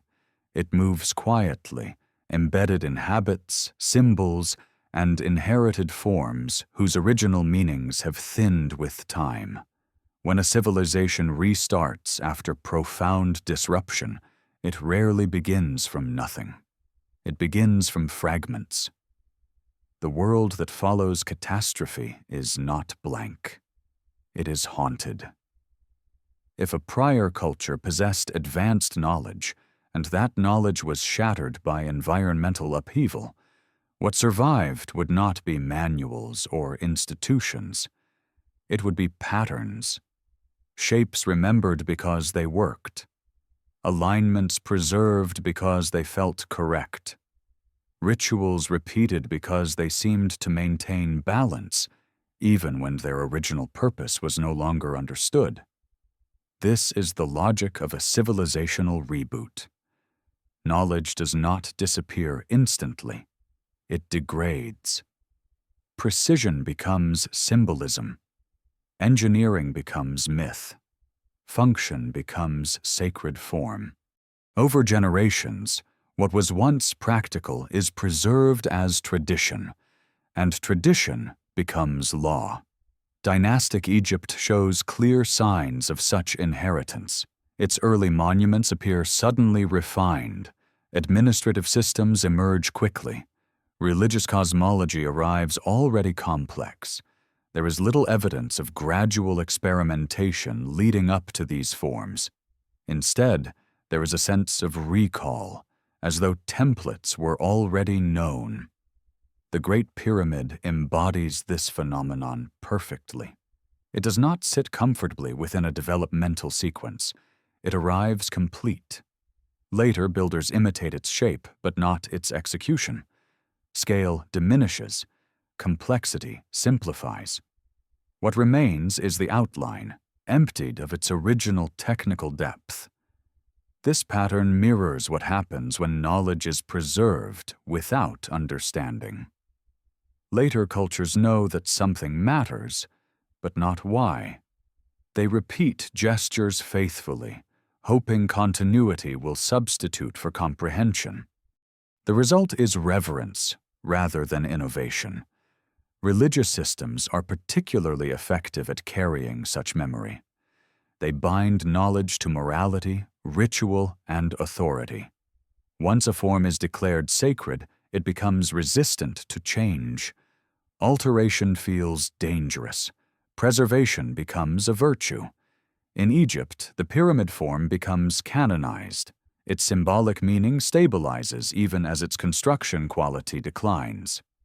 The idea of ascent, cosmic order, and divine kingship persists, while the technical mastery required to fully realize the form fades from reach. This is not failure, it is adaptation. Post-catastrophe societies prioritize stability over experimentation. They seek to align themselves with perceived eternal truths rather than rediscover lost techniques. Innovation risks imbalance. Repetition feels safe. Within this framework, the Great Pyramid becomes an anchor. It defines what order looks like, It stands as proof that perfection once existed. Kings measure themselves against it, not to surpass it, but to echo it. Their legitimacy flows from proximity to the ancient form. Texts and rituals reinforce this orientation. The past is idealized. The first time is luminous. The present is maintenance. The future is preservation. Time becomes cyclical rather than progressive, looping back toward an origin that cannot be reached. This worldview shapes architecture, governance, and belief. Large-scale experimentation becomes rare. Sacred geometry replaces structural innovation. Symbolic alignment takes precedence over mechanical efficiency. Knowledge becomes layered, with deeper levels accessible only through initiation, if at all. The reboot model also explains why advanced methods leave little trace. Techniques transmitted orally vanish quickly when lineages break. Tools made from organic materials decay. What remains are the most durable expressions: stone, proportion, orientation. The Great Pyramid carries all three. Its durability allows it to function as a vessel for memory across millennia. It transmits not instructions, but standards. It communicates what was possible, even when the how has been forgotten. Such transmission does not require a centralized effort to conceal history. It emerges naturally from disruption. Survivors rebuild with what they remember. Over time, memory reshapes itself to fit new realities. What cannot be replicated becomes mythologized. This process can occur multiple times. Civilizations may reboot repeatedly, each time inheriting fragments from deeper pasts. Over thousands of years, layers accumulate. The most ancient layers are the most stable, not because they are simplest, but because they are most embedded. The Great Pyramid may represent one such deep layer. Its presence suggests a moment when knowledge and stability aligned long enough to produce something enduring. Its isolation within later history reflects not uniqueness of effort, but uniqueness of survival. In a rebooted world, history compresses. Timelines shorten. Deep time becomes mythic. What remains is not an accurate record, but a functional one. It explains how to live, not how things began. Modern historiography struggles with this model because it resists clean categorization. It implies gaps not easily filled with artifacts. It suggests that absence of evidence is not emptiness, but erasure by forces indifferent to documentation. Yet the pattern repeats across cultures and eras. After collapse, humanity does not restart from zero. It resumes from echoes. Some of those echoes are louder than others. Stone speaks more clearly than text. Geometry endures longer than language. The Great Pyramid stands as one of the loudest echoes humanity has ever left. Not because it declares its origin, but because it refuses to fit neatly into the story told about it. Its silence is not ignorance, it is compression. Within that compression lies the suggestion that history may not be a single arc, but a series of interrupted trajectories. The pyramid belongs to one such trajectory, preserved through reboot, carried forward as form without full recall. It does not demand reinterpretation. It simply persists, holding together a memory of possibility that later worlds could not fully reclaim, but could not bring themselves to abandon. When history hardens into curriculum, it acquires gravity. Not the gravity of truth, but the gravity of repetition. What is taught, cited, and reinforced over generations becomes difficult to move, even when new weight presses against it. The story of the Great Pyramid exists within such a field, shaped as much by institutions as by evidence.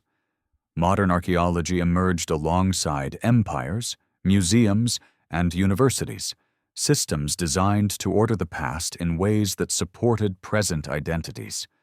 Chronology became a scaffold, allowing civilizations to be arranged in neat succession. Progress flowed in one direction. Complexity increased with time. This framework proved useful, stabilizing narratives and enabling comparison. Yet it also introduced rigidity. Within this structure, anomalies become threats rather than invitations. A monument that appears too advanced for its assigned era challenges not just a date, but an entire model of development. Adjusting that date would ripple outward, forcing revisions across textbooks, timelines, and assumptions about human capacity. The cost of such revision is high, and institutions are designed to minimize disruption. As a result, interpretation often favors containment. The Great Pyramid is explained through maximal effort, unique circumstance, or cultural exceptionalism. Its precision is acknowledged, then bracketed. Its uniqueness is celebrated, then isolated. The broader implications are softened, deferred, or dismissed as speculative.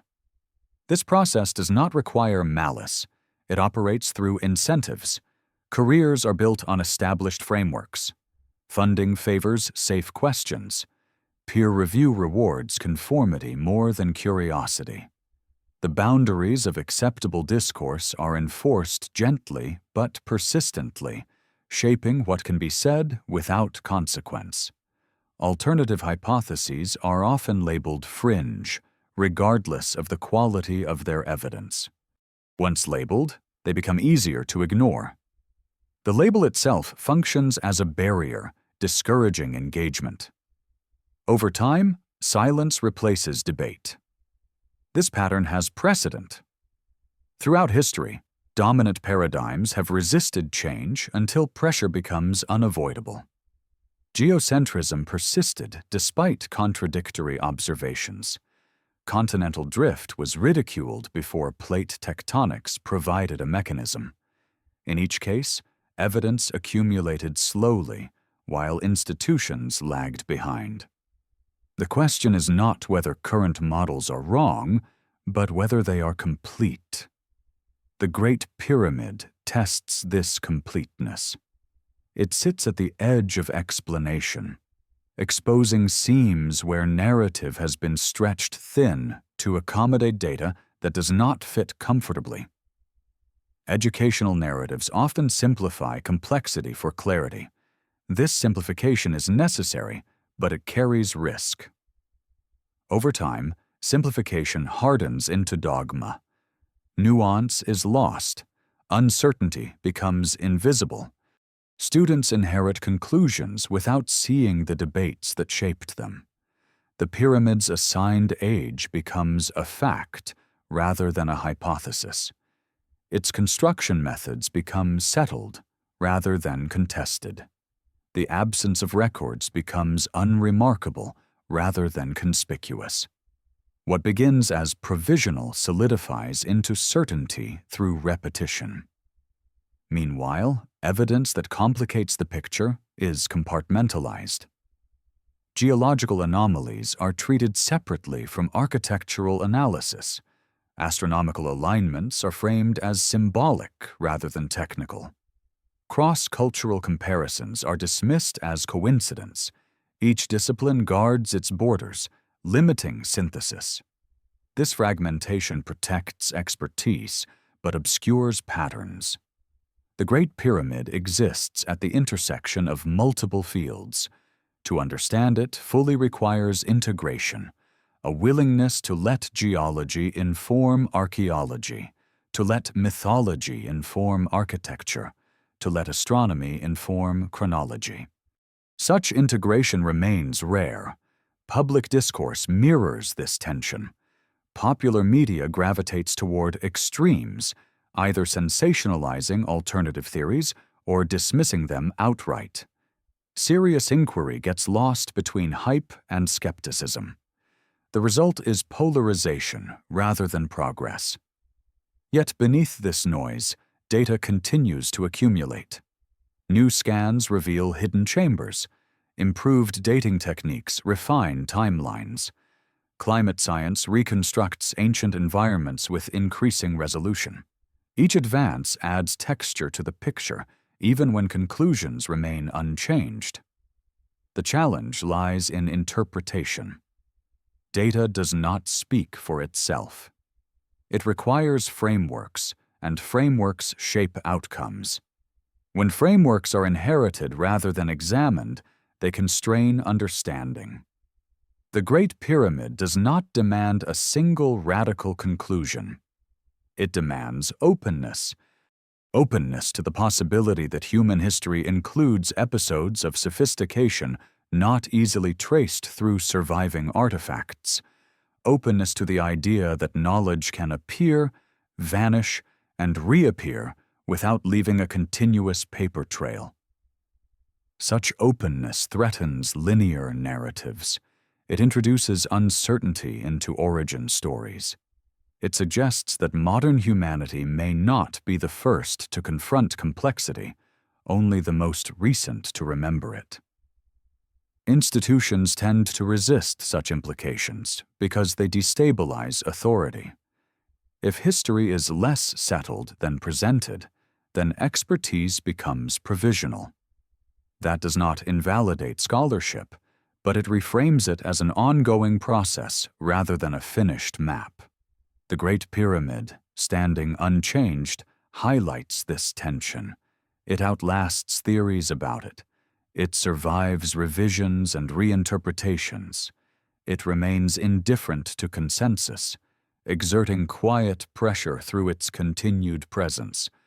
In time, frameworks adapt. They always do. The question is not whether change will occur, but how gracefully it will be absorbed.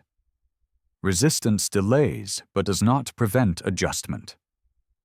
Evidence accumulates regardless of comfort. For now, the pyramid occupies a liminal space. It is fully studied yet not fully understood. It is explained yet still unsettling. It belongs to history, while hinting at something beyond its margins. This tension is not a failure of knowledge. It is a reminder of its limits. The past is vast, and the tools used to reconstruct it are imperfect. Certainty is a convenience, not a guarantee. The Great Pyramid continues to stand at the boundary between what is known and what is permitted to be known. It does not argue, it waits. And in that waiting, it invites a patience that institutions often lack, but that history ultimately requires. Power does not merely rule the present, it curates the past. Across history, those who govern have shaped memory with the same care they apply to law, ritual, and territory. What is remembered, what is forgotten, and what is framed as sacred or heretical often reflects the needs of authority rather than the fullness of truth. The story of the Great Pyramid exists within this long tradition of selective remembrance. In ancient societies, control of knowledge was inseparable from control of order. Priesthoods guarded cosmology. Scribes regulated access to records. Temples functioned as both spiritual centers and archives. To manage the past was to stabilize the present. Change could be dangerous if it undermined legitimacy rooted in ancestry or divine favor. Egyptian kingship exemplified this dynamic. The pharaoh was not merely a ruler, but a bridge between worlds, maintaining Maat through ritual repetition. Innovation was acceptable only insofar as it reinforced continuity. History was not a field of inquiry, but a foundation of authority. What mattered was alignment with origins, not deviation from them. In such a system, acknowledging a civilization more ancient and more advanced than dynastic Egypt would destabilize legitimacy. If the greatest monument predated kingship, then kings became inheritors rather than creators of order. This inversion threatened the narrative of divine succession. Silence became safer than acknowledgement. This pattern extends beyond Egypt. Empires throughout history have reinterpreted ruins to suit their identity. Romans claimed Greek knowledge while reframing it within Roman order. Medieval institutions absorbed classical philosophy through selective translation. Religious authorities canonized texts while suppressing others. The past was filtered, not erased, but reshaped. The rise of organized religion amplified this process. As spiritual authority centralized, alternative cosmologies became threats. Myths that did not align with sanctioned doctrine were recast as allegory or dismissed as superstition. Knowledge that suggested cyclical time, prior worlds, or non-linear creation narratives was marginalized. Early Christian thinkers inherited a world filled with ancient monuments whose origins lay beyond biblical chronology. Rather than dismantle them, many were reinterpreted. They became works of giants, remnants of pre-flood societies, or curiosities from a fallen age. The idea that advanced knowledge could exist before the accepted creation timeline posed theological challenges that were easier to deflect than confront.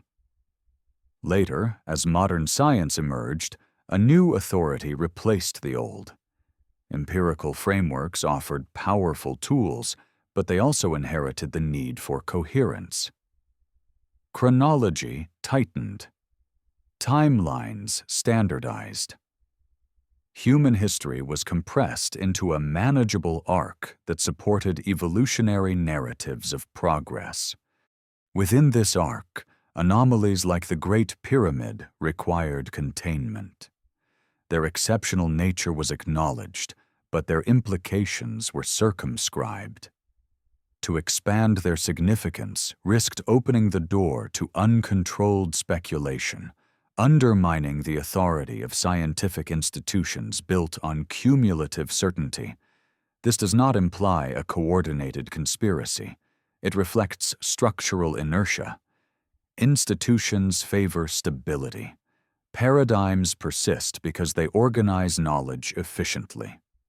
Challenges are absorbed slowly, often reframed to minimize disruption. The language of scholarship reflects this caution. Terms like outlier, anomaly, or coincidence function as buffers. They acknowledge difference without granting it transformative power. Over time, repetition dulls curiosity. What once provoked wonder becomes background. Control of narrative also operates through education. What students encounter shapes their sense of possibility. When history is taught as settled, inquiry narrows. When uncertainty is hidden, curiosity weakens. The Great Pyramid becomes an answer rather than a question, its mystery domesticated. Yet power cannot fully silence material reality. Stone resists interpretation. It persists regardless of story. The Great Pyramid continues to exist outside narrative control, exerting pressure through its sheer presence. It cannot be edited, only contextualized. Over centuries, alternative interpretations resurface whenever authority loosens. During periods of intellectual upheaval, forgotten possibilities reemerge. Renaissance scholars revisited classical texts. Enlightenment thinkers challenged inherited cosmologies. Each wave expanded the horizon of what could be imagined. In the present era, digital access and interdisciplinary research have reopened conversations long sidelined. Data crosses borders. Independent researchers engage evidence directly. The monopoly on interpretation weakens, even as new forms of authority emerge. This shift does not guarantee truth.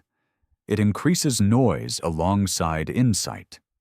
Yet it creates space for re-examination. The Great Pyramid re-enters discourse not as a solved problem, but as an unresolved one. The role of power in shaping history becomes visible in these moments. What was once unthinkable becomes discussable. Boundaries shift, certainties soften. This does not erase past suppression, but it reveals its contours. Understanding this dynamic reframes the pyramid's mystery. Its obscured origins may reflect not only ancient loss, but ongoing discomfort with implications that extend beyond any single culture or institution. Acknowledging deep antiquity challenges ownership of human achievement. If no civilization can claim the pyramid fully, then it belongs to a shared human past, one that resists alignment with modern hierarchies. This universality can feel destabilizing in systems built on lineage and progress. The Great Pyramid remains indifferent to these tensions. It has outlasted empires that claimed it, religions that reinterpreted it, and sciences that measured it. Each attempted to fit it into a framework.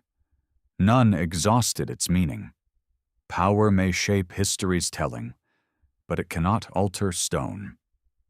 The pyramid stands as a reminder that the past is not owned by the present. It exists independently, waiting for moments when curiosity outweighs control, and when memory is allowed to stretch beyond sanctioned limits. Even after centuries of study, the Great Pyramid continues to reveal features that resist closure. Each generation arrives with better instruments, sharper models, and deeper archives, yet certainty remains elusive. Instead of resolution, new layers emerge, subtle but disruptive, reminding observers that the monument has not finished speaking. In recent decades, non-invasive technologies have allowed researchers to peer inside the pyramid without disturbing its stone. Muon radiography, a technique borrowed from particle physics, detects cosmic rays passing through matter, revealing voids and density variations. When applied to the Great Pyramid, it produced an unexpected result: a large, previously unknown void above the Grand Gallery. This void does not resemble known chambers. Its size rivals the Grand Gallery itself. Its purpose remains undefined. It is not aligned with known passageways, nor does it fit neatly into existing architectural theories. It exists without explanation, a silent volume suspended within the structure. The discovery was carefully framed. Scientists emphasized caution, avoiding speculation. The void was acknowledged as real, its function left open. This restraint reflects responsible methodology, yet it also highlights a familiar pattern. Each new anomaly is documented, then isolated, prevented from disturbing the broader narrative. Thermal imaging has revealed additional irregularities. Temperature differences across the pyramid's surface suggest hidden cavities and structural variations. Some align with known features. Others do not. These discrepancies indicate internal complexity beyond what is mapped, reinforcing the sense that the monument contains layers still unaccounted for. Ground-penetrating radar around the plateau has identified subsurface features, including tunnels and anomalies that may predate dynastic construction. Some appear aligned with natural formations. Others suggest intentional modification. Interpretation remains cautious, but the data complicates the assumption of a single unified construction phase. Inside the pyramid, measurements of electromagnetic behavior have produced intriguing results. Studies indicate that under certain conditions, the structure concentrates electromagnetic energy in specific chambers.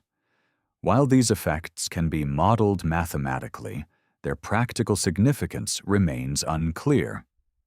Whether intentional or incidental, they reflect an interaction between form and field that goes beyond static architecture. Acoustic experiments add another dimension. The pyramid's chambers resonate at frequencies that overlap with human vocal ranges. The Grand Gallery amplifies sound in ways that feel deliberate rather than accidental. These properties affect perception, altering experience through vibration and echo. Such effects may have been symbolic, experiential, or functional. Ancient cultures often integrated sensory manipulation into ritual spaces. Sound, light, and movement shaped altered states of awareness. The pyramid's internal design appears attuned to such interactions, even if their original context has vanished. What unites these discoveries is not their conclusiveness, but their persistence.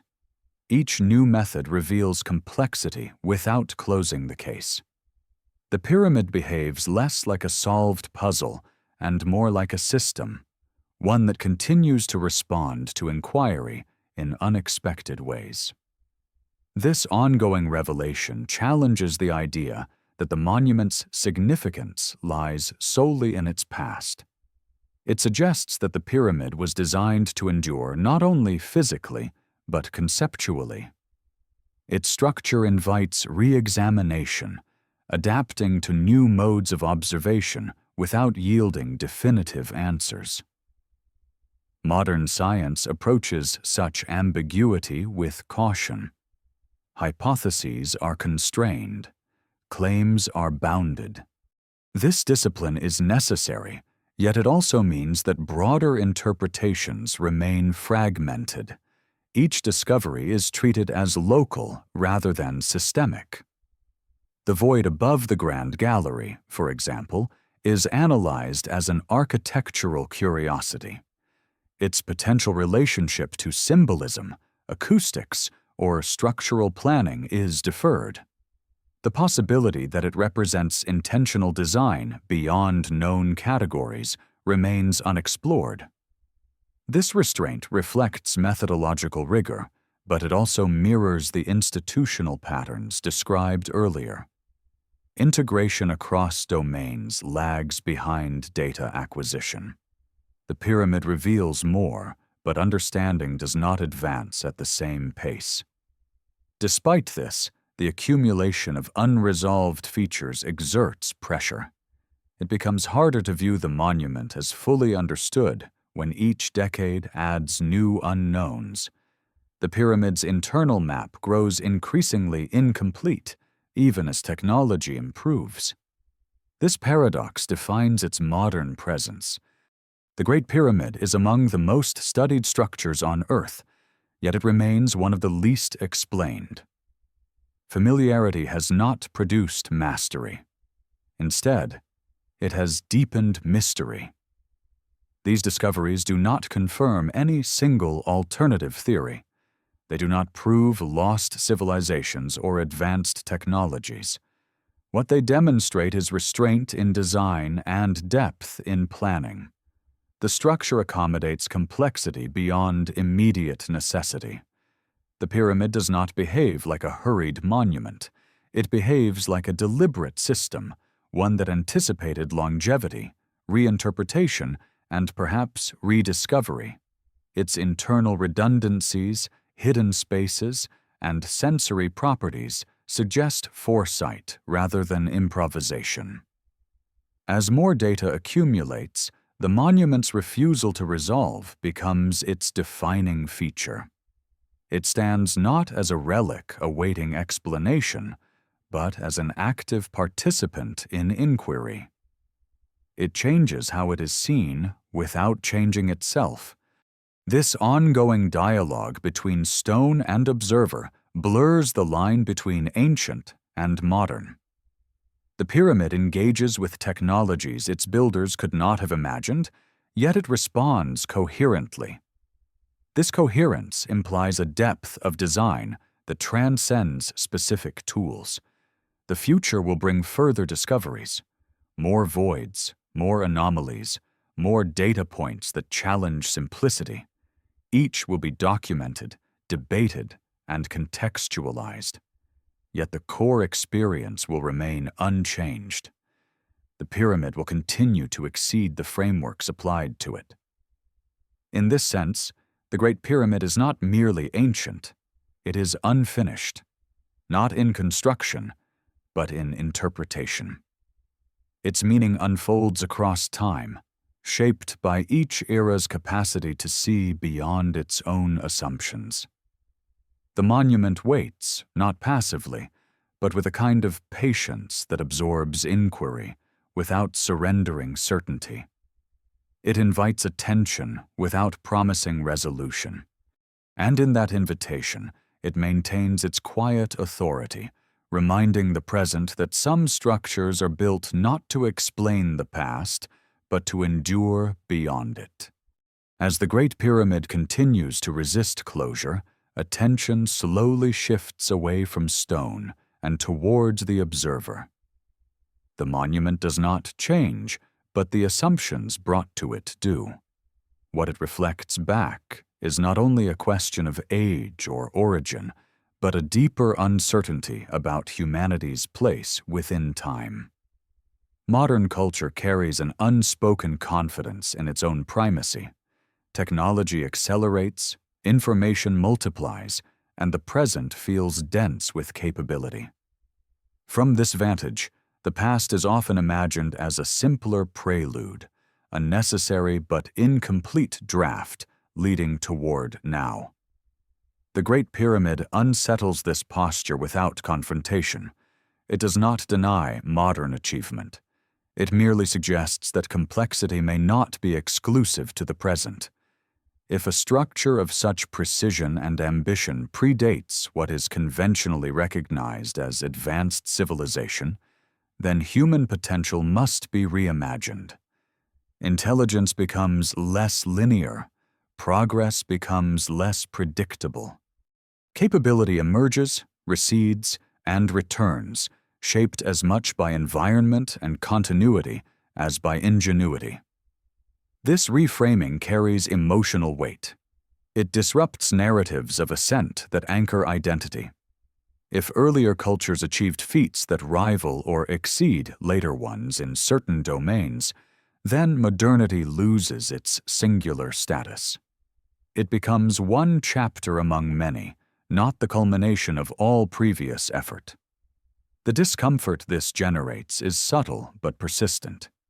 It surfaces in debates over ancient monuments, in resistance to alternative chronologies, in the eagerness to attribute all anomalies to coincidence or exaggeration. These reactions are not purely intellectual. They are existential. To accept that humanity may have forgotten more than it remembers is to accept vulnerability. Knowledge becomes fragile. Achievement becomes temporary. The story of inevitable improvement gives way to a more precarious vision of history, one in which loss is as fundamental as gain. The Great Pyramid embodies this precariousness. It stands as evidence that something extraordinary occurred, yet its context has dissolved. The builders' names are uncertain, their methods are debated, their worldview is reconstructed indirectly through alignment and proportion rather than testimony. This absence forces humility. It reveals the limits of inference. It exposes the gaps between evidence and explanation. In doing so, it mirrors the broader human condition. Intelligent, creative, yet perpetually incomplete in self-understanding.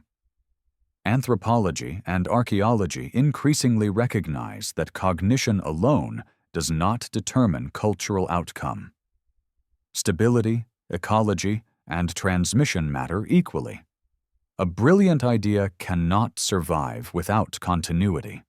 A sophisticated technique cannot persist without institutional memory. The pyramid suggests a moment when these factors briefly aligned. Knowledge, resources, and environment converged long enough to produce something enduring. That convergence did not last. The monument remains as residue, detached from the conditions that made it possible. This pattern resonates with contemporary anxieties. Climate instability, resource strain, and technological dependence echo themes of fragility seen in deep history. The idea that complexity can collapse is no longer abstract. It feels immediate. In this light, the Great Pyramid becomes less a relic of triumph and more a mirror. It reflects the possibility that civilizations can peak quietly, without fanfare, and leave behind artifacts that outlive understanding. It suggests that permanence belongs not to systems, but to materials. Stone outlasts institutions. Geometry outlasts language. Alignment outlasts ideology. The pyramid persists because it was built with an awareness of time's eroding force. Whether intentional or instinctive, its endurance contrasts sharply with the transience of human organization. This contrast invites introspection. What aspects of modern civilization are being built to last, and what are merely convenient? What knowledge is being preserved in durable form, and what exists only in fragile networks?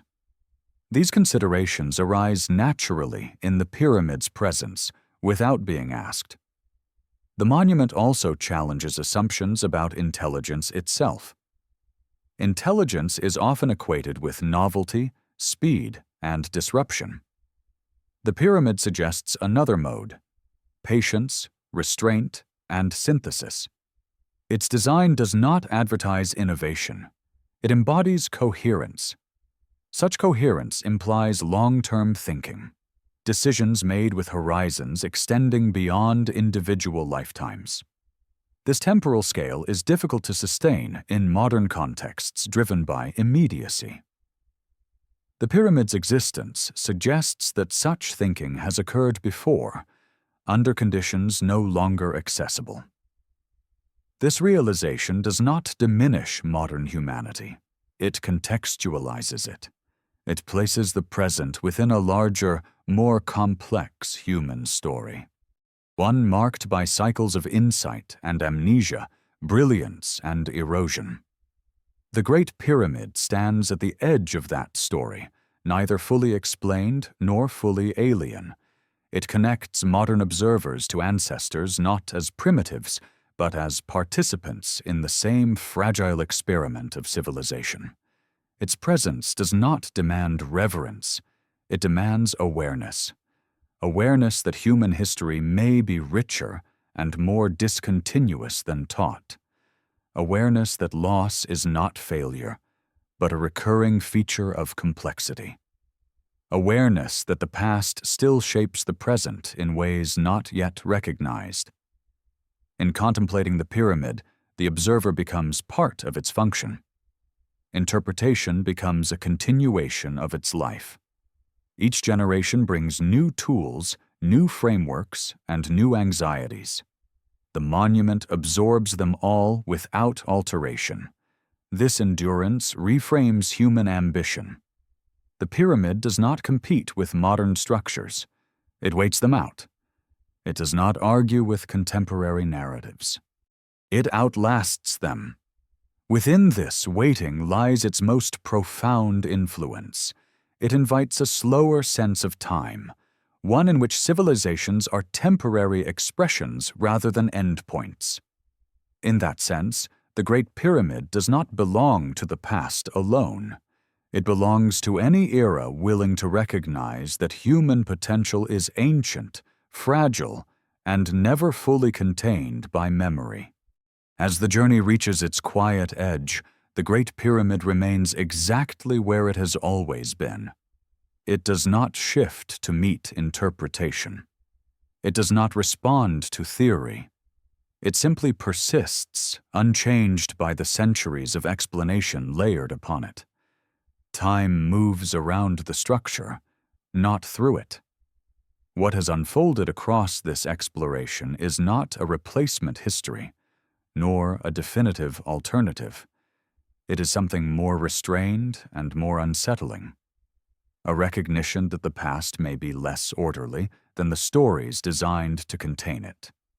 The pyramid does not insist on a forgotten empire or a singular lost civilization. It suggests discontinuity, interruption, and recovery as fundamental conditions of human existence. The stones at Giza carry no manifesto. They do not announce their makers or declare their purpose. They embody restraint. That restraint becomes their power.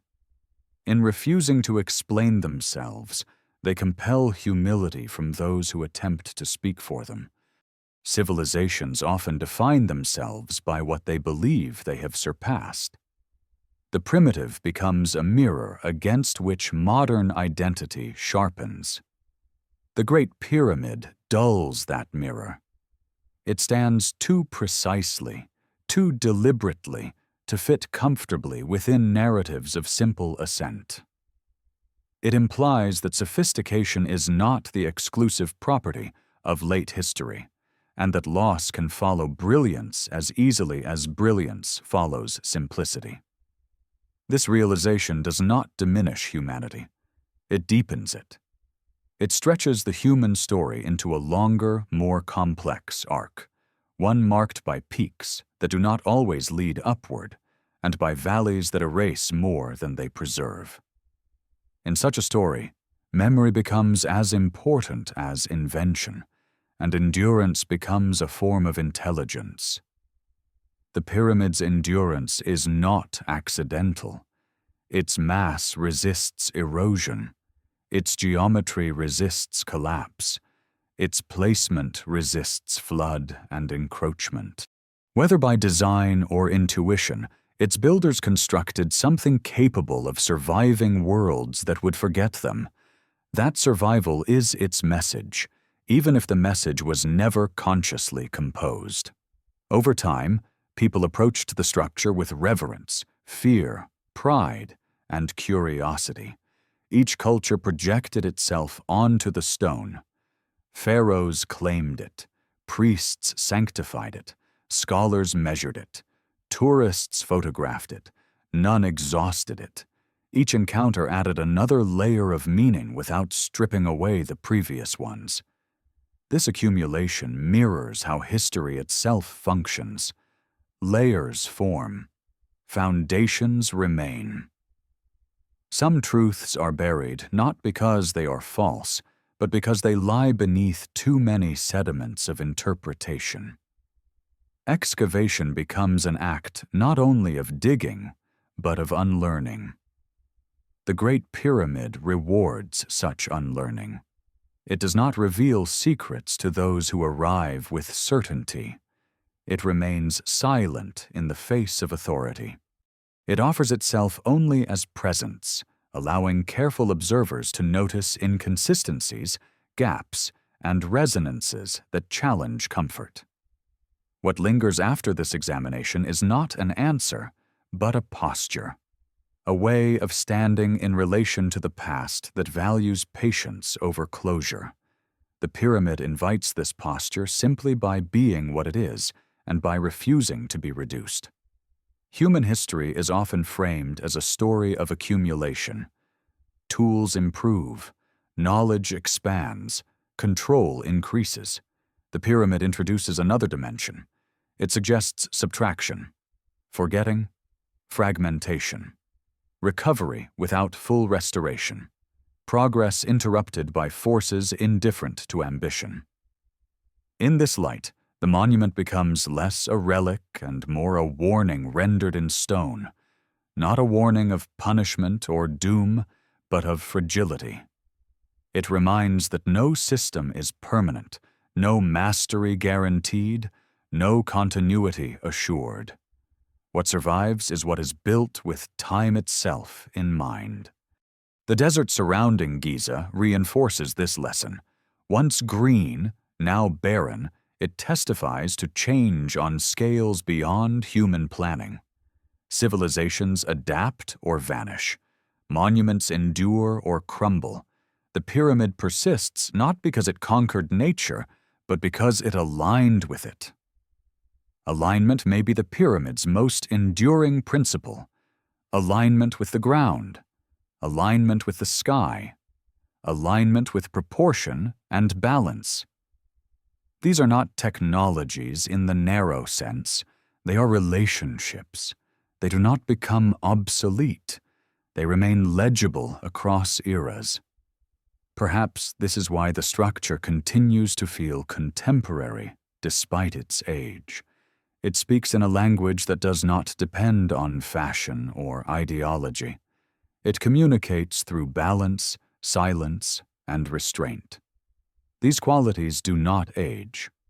As modern observers stand before it, equipped with instruments and theories, they encounter not an artifact waiting to be solved, but a presence waiting to be acknowledged. The difference matters. One invites domination. The other invites coexistence. The Great Pyramid does not belong to Egypt alone, nor to any single interpretation. It belongs to the long human attempt to create something that can outlast forgetting. It represents a moment when knowledge, environment, and intention converged briefly enough to leave a mark deeper than memory. That convergence may never be fully reconstructed.